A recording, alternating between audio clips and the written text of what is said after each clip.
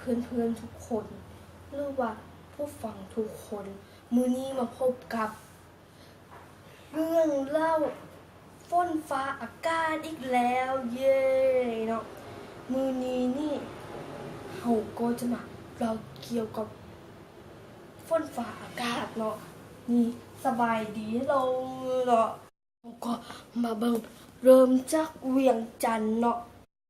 เริ่มจากเวียงจันทน์กันเลยเนาะและเดี๋ยวนี้นี่เวียงจันทน์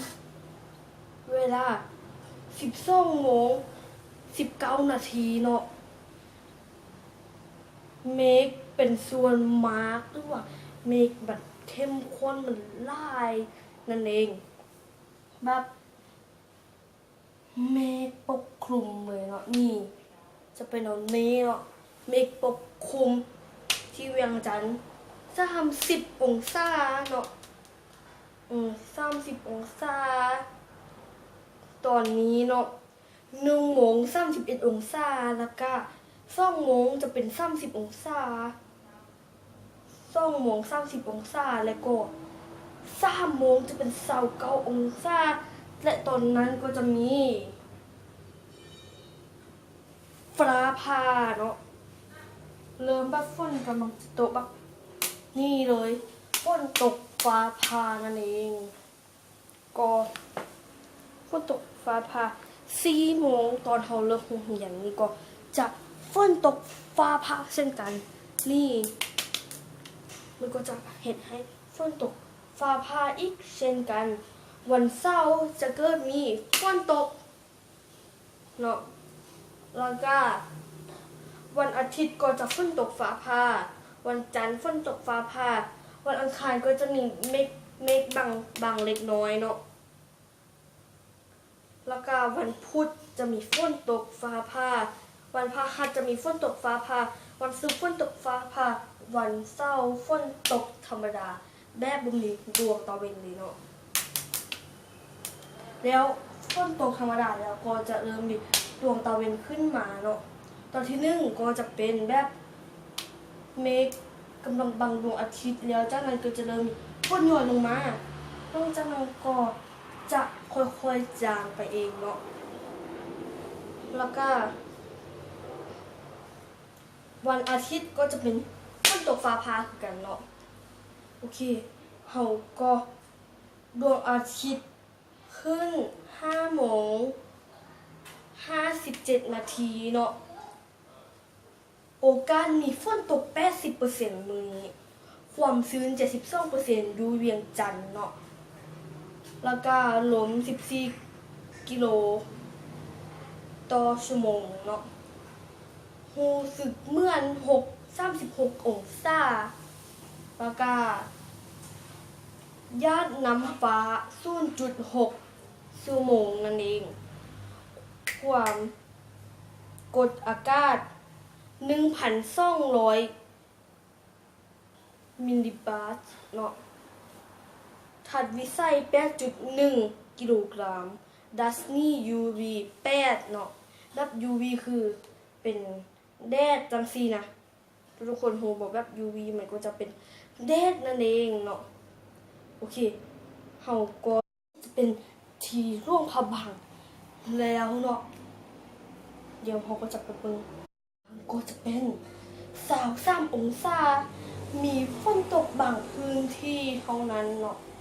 เดี๋ยวนี้ก็ฟ้าบดเนาะมีฝนตกร่วงพระบาง23 องศาตอนนี้จะมีฝนตก23 องศา1 โมงจะเป็นฝนตกแรงขึ้น24 องศา2 โมงก็24 องศาฝนตกนี่คือกัน3 โมง24 องศาก็จะเริ่มมีเมฆจางไป4:26 องศาก็จะมีเมฆรับดวงตะเวนอยู่นั่นเองเนาะแล้วก็วันเสาร์ฝนตกฟ้าผ่าวันอาทิตย์ฝนตกฟ้าผ่าวันจันทร์ฝนตกฟ้าผ่าวันอังคารฝนตกฟ้าผ่าวันพุธฝนตกฟ้าผ่าวันพฤหัสบดีฝนตกฟ้าผ่าวันศุกร์ฝนตกฟ้าผ่าวันเสาร์ก็จะเป็นฝนตกและแดดออกถ้าฝนตกแดดออกมันจะเกิดให้ รุ้งเนาะมันจะเกิดรุ้งนั่นเองเนาะวันอาทิตย์ก็ฝนตกฟ้าผ่าเช่นเดียวกันเนาะดวงอาทิตย์ขึ้น5 โมงในมือนี้เนาะ5 โมง 57 นาทีดวงอาทิตย์ตก6 โมง 13 นาที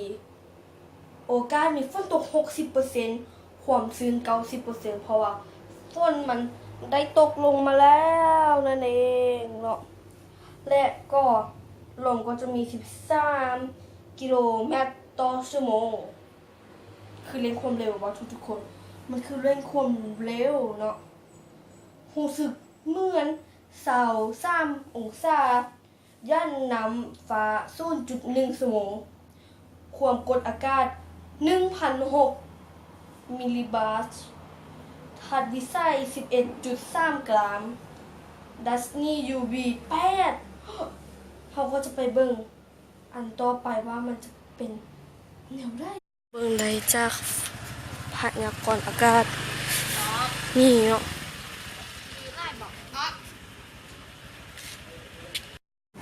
ทุกคนมูลนิธิเขาเลยครับแต่งงานเจ้าเรา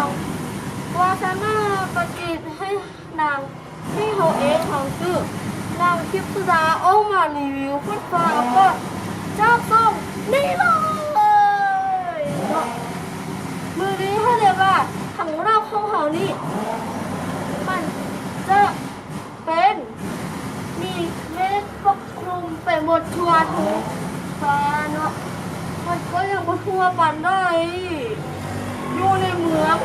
มีอาการท่วมลงตกแล้ว เพราะว่า